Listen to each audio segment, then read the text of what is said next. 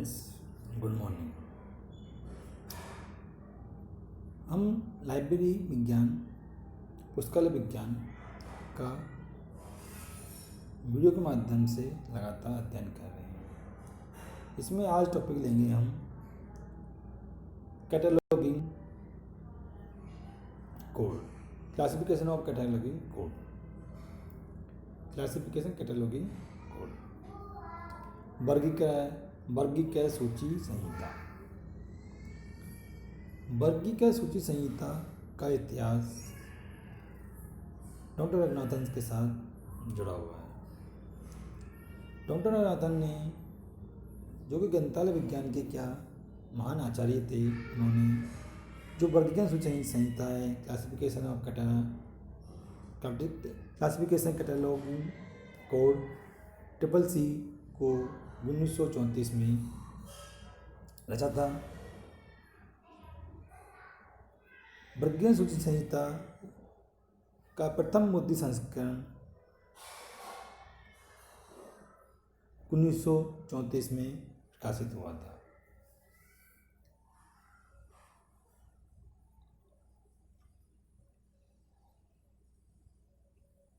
यह प्रथम मुद्रित संपूर्ण सूची संहिता थी। यह क्या थी? प्रथम मुद्रित संपूर्ण सूची संहिता या नियम थी। डॉक्टर रंगनाथन ने इसे सार्वभौमिक सूची संहिता के रूप में प्रस्तुत किया था। किसके रूप में प्रस्तुत किया था? सार्वभौमिक सूची संहिता के रूप में प्रस्तुत किया था। इस सूची संहिता को विषय अधिगम की पूर्ति हेतु बहुत ही महत्वपूर्ण सूची संहिता माना गया है। इस सूची संहिता में आवरणिक भाग को तैयार करने की सुविधा प्रदान की गई है। आवरणिक मीन्स डिक्शनरी भाग को भी तैयार करने की इसमें सुविधा प्रदान की गई है। इसमें CCC में classification of cataloguing code. Alphabetical part में लेखक, सहकारक, आख्या, संपादक तथा ग्रंथमाला को अल्फाबेटिकली अरेंज किया गया है। आनुवर्णिक क्रम में इस संहिता को द्वारा मुख्य प्रविष्टि, वर्ग निर्देश प्रविष्टि, ग्रंथ निर्देश प्रविष्टि आदि बनाने हेतु नियम दिए गए हैं। इसमें क्या क्या नियम दिए गए हैं? मुख्य प्रविष्टि के लिए दिए गए हैं, वर्ग निर्देश प्रविष्टि के लिए भी नियम दिए गए हैं, ग्रंथ निर्देश प्रविष्टि के लिए भी इसमें नियम दिए गए हैं। इसके अतिरिक्त CCC में पत्र पत्रिकाओं के अनुक्रमीकरण, प्रसारीकरण के नियम भी दिए गए हैं। अनुक्रमीकरण तथा एवं सारकरण हेतु नियम भी बनाए गए हैं। डॉक्टर रंगनाथन ने इस संहिता के आधार पर सूचीकरण के आदर्श सिद्धांत तथा सूचीकरण के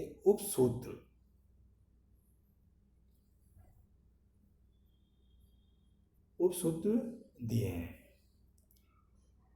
डॉक्टर रंगनाथन ने इस संहिता के आधार पर सूचीकरण के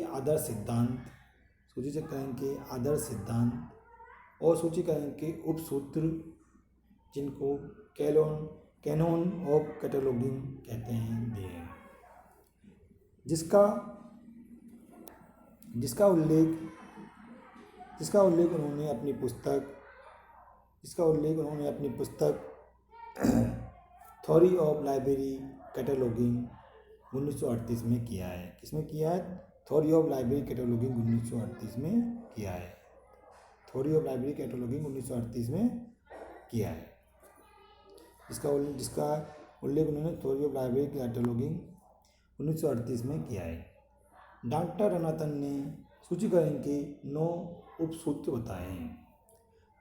कितने सूत्र बताए हैं? 9 उपसूत्र बताए हैं सूचीकरण के। CCC क्लासिफिकेशन कैटलॉगिंग कोड वर्गीकरण सूची संहिता का प्रथम एडिशन 1934 में आया था। कब आया था? 1934 में।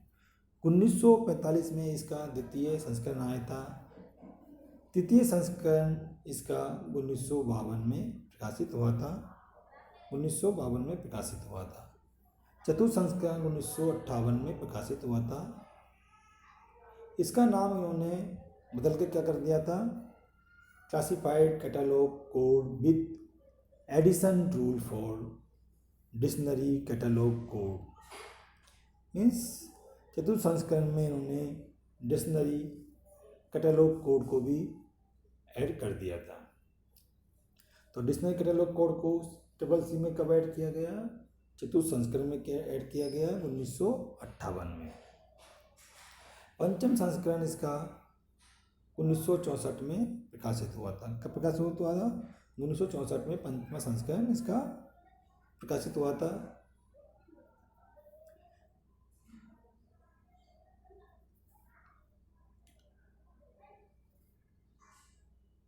जिसका हम वर्तमान में भी प्रयोग कर रहे हैं।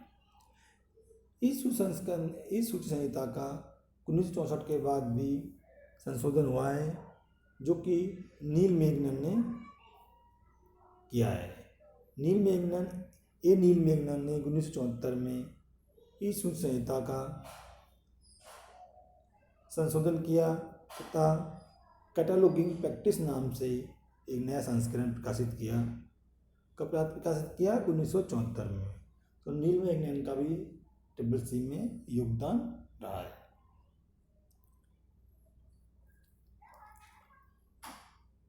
फ्रेंड्स,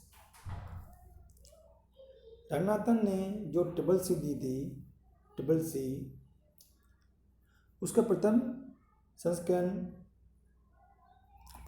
था, वो सिद्धांतों पर आधारित नहीं था। वो किस पर आधारित था, प्रैक्टिकल पर आधारित था। जो प्रैक्टिकल था, प्रैक्टिस थी, उस पर आधारित था।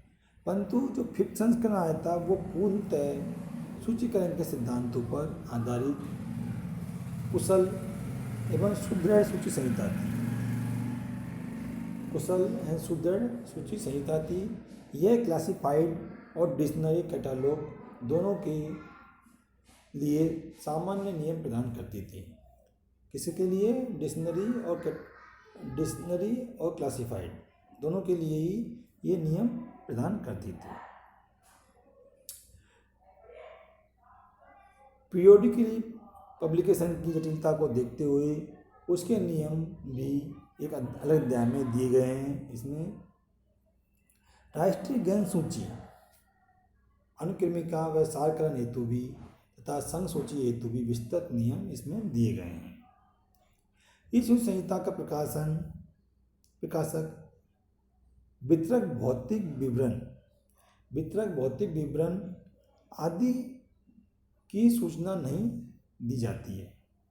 इस संहिता में क्या होता है, प्रकाशक वितरक व भौतिक विवरण आदि की सूचना नहीं दी जाती है। क्योंकि अधिकांशतः पाठक इन सूचनाओं के द्वारा पुस्तक को मांग नहीं करते हैं। जो CCC है, इसमें प्रकाशक वितरक भौतिक विवरण आदि के बारे में सूचना नहीं दी जाती। किसके बारे में, प्रकाशक के बारे में, वितरक के बारे में और भौतिक विवरण के बारे में सूचना नहीं दी जाती। क्यों दी जाती? क्योंकि अधिकांश पाठक इन सूचनाओं के आधार पर पुस्तक की मांग नहीं करते हैं। अधिकांश पाठक पुस्तक की मांग किसके आधार पर नहीं करते हैं, प्रकाशक वितरक व भौतिक विवरण के आधार पर पुस्तक की मांग नहीं करते हैं।